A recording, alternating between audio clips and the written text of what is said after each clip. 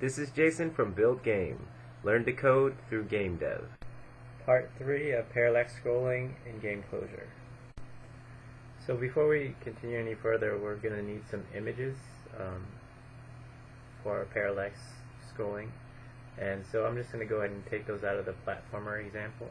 So I'll go in there and grab the image files, and then I'll go into my folder and resources, images, and paste it in. And you can see there's a lot of stuff in here that's pretty nice that we can use to work with. I've also created my own little kind of simple water here just to test it out. So after you have that, we should be good to go on. So we'll go back to application.js. So once you're back in application.js, we're going to go into our create background function here, and what we're going to do is instantiate the actual Parallax views object to use in the scene as a new object of this class, and the super view is going to be this view, and then we'll have a couple attributes to set here, the width and the height. Pretty straightforward. After we do that,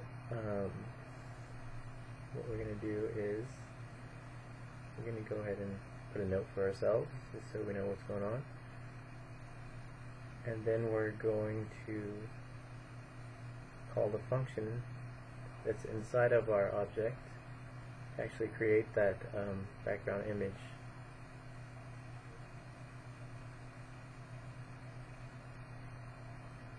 And I just realized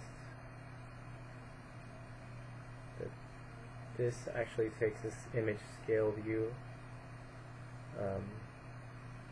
type of object, and I put in scroll view here. So I'm not going to need the scroll view, so I'm going to go ahead and just change this to a scale view module. That way I have access to it, and instead of now my stuff's all screwed up. Okay. And so now I'll just go ahead and find the actual background image I want to use, which in this case came from the platformer, and I know, so I have to type that in, and we're good to go. Alright, and we'll continue on the next tutorial.